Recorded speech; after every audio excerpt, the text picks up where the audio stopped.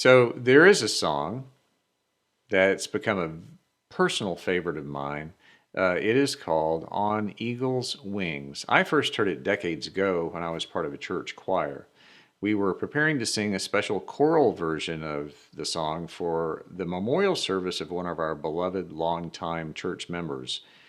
And as we rehearsed, many of the members of the choir, me included, we were reduced to tears because the song is so lovely and so hopeful, and it sounded like a rebuttal of what we were all feeling at that moment, our loss, our grief. And maybe rebuttal isn't the best word. Maybe the song helped us live into that moment better.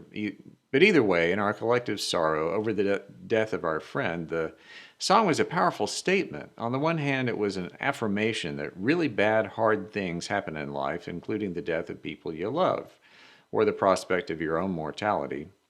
But it was also an affirmation that even in the midst of all that, there's a promise of God's protection and care and renewal. The guarantee that if you're down, you'll be lifted up on eagle's wings. So even in a time of pain and turmoil, there's also great peace to be found. That certainly wasn't the last time I sang or heard that song at memorial services. It's really quite perfect for that occasion. But it's not only about that, it's ultimately about finding peace, I believe, which is something I seek and I need every single day, not just on the day of a funeral. And I suspect that's true for you too. On Eagle's Wings is taken from Psalm 91, and like most of the Psalms, we'll never really know exactly why it was written, what the circumstances that inspired it. It's what we call an evergreen, because it expresses the all-season, everyday, universal human condition of navigating life. And the writer of Psalm 91 actually gives God a voice. She doesn't write, God will deliver, God will protect. No, it's in the first person. I will deliver and protect. I'll be there for you. I've got your back. It's God speaking words of trust and hope to you and me. Now, for anyone whose understanding is that God will reach down from the heavens in response to our earnest prayers to provide deliverance and protection in times of trouble, Psalm 91 and so many other passages from the Bible appear at first glance, at least, to be saying just that. And I'm not going to contradict that today because I'm the last one to impose any limits on what God's capable of. The problem for a lot of folks can be, and this might also be your experience, that you can pray and beseech God all day and all night for deliverance and protection, and yet it never seems to come, apparently, at least not in the ways we need it. So if that ever happens, if you don't find immediate relief or answers, one conclusion to be drawn from that is God chose not to respond in the ways we really needed, or God responded in ways we could not perceive right away. That's where we get unhelpful sayings like, God works in mysterious ways. Suffice it to say that a big reason a lot of our friends and family members, and maybe you and me from time to time, wonder if God does care or does hear us or does respond or even does exist at all is because we have asked for deliverance and protection and it simply hasn't happened. And hearing that it's just a mystery and we're supposed to accept that and move on doesn't work so well. So, right alongside the truth that real life can be worrisome and unfair and painful sometimes, you can easily ponder who in the heck's in charge? And if God's in charge, why are things the way they are? Why am I not being rescued and delivered? Why is my loved one not? Why is my neighbor not? Why is anyone who's suffering in the world not? Why do I have any anxiety or stress about anything at all? What's the point of even praying and hoping for deliverance if all we can count on is a mystery? One of the common mistakes we can make reading a passage like Psalm 91 or anything that promises God's deliverance and protection is to gloss over the basic truth that feeling and being delivered and protected would never be necessary if life was not sometimes worrisome and unfair and painful. There's nothing in human history and nothing in the Bible that ever promises us a carefree existence. What we are promised is a way of living through our less than carefree existence. And that's a big difference. The writer of Psalm 91 says, "You shall not fear the terror of the night." She never says there will not be a terror of the night. And I think at some level we already know this. And it's a truth that's expressed not only in our faith tradition, but in many. A basic principle of Buddhism is that life is full of suffering. Story goes the Buddha sat under the Bodhi tree, contemplating the fact that he had once been a wealthy prince who had everything, and even then he had gone through suffering. And then he chose to go to the opposite extreme, and he became a monk with absolutely nothing, and he still suffered. So he discovered that life was full of stress, injustice, and pain either way.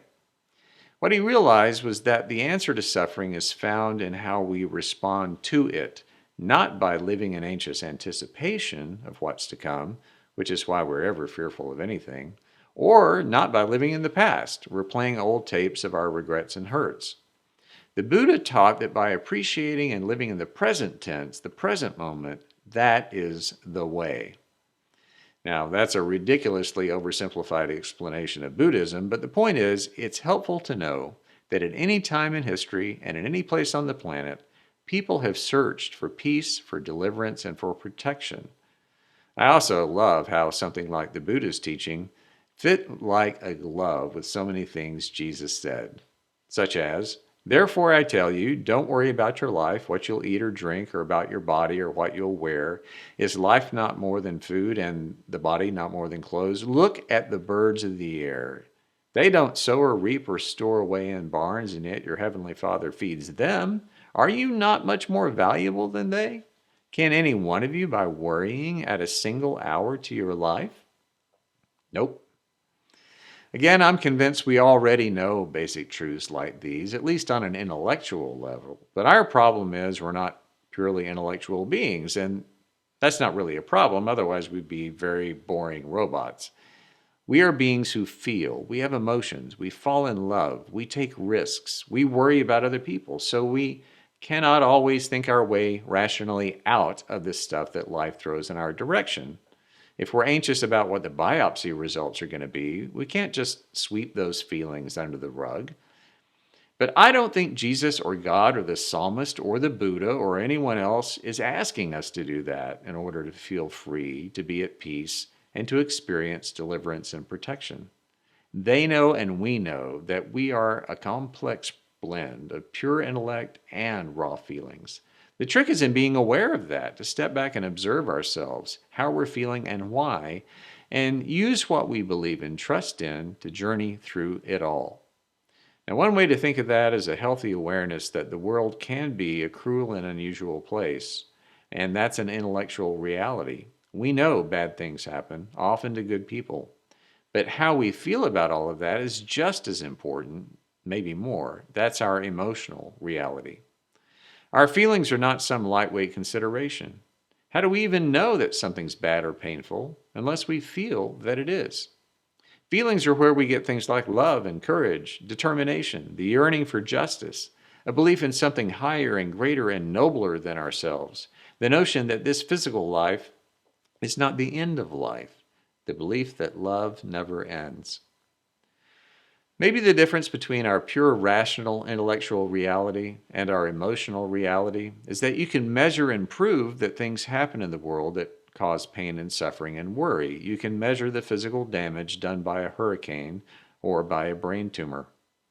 But the feeling part of us cannot be measured. You can't measure and prove love. You can express it. You can demonstrate it. You can say to someone, "I love you. I believe in you. I trust in you."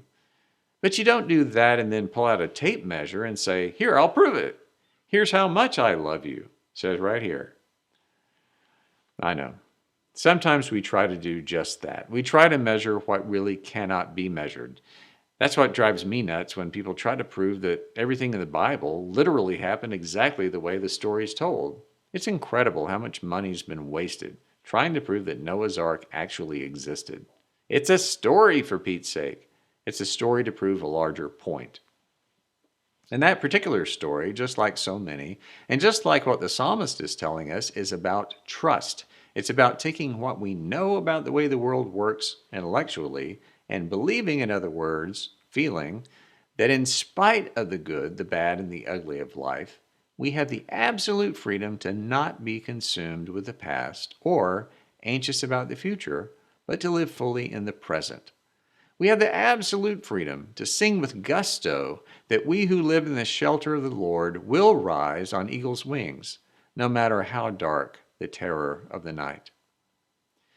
This summer, we spent time in Colorado and one day went fly fishing. Now, neither Elle nor I have much experience fly fishing, so we hired an experienced guide named Mike to take us out onto a river. He spent time with us before we ever got into the boat, teaching us how to cast properly and mostly how not to hook him or ourselves in the process. Maybe the most important thing was he took our cell phones away from us and locked them in a waterproof cooler.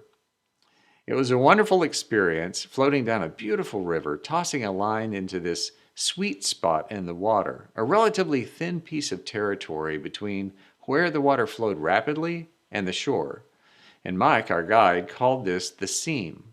The seam is calm, and that's what we were aiming for because that's where the trout are found. The seam is like a serene shelter right there in the water. We didn't catch much, but that's okay. Even if we did catch a few, we would pull them out, thank them for the experience, and unhook them and plop them right back into the river.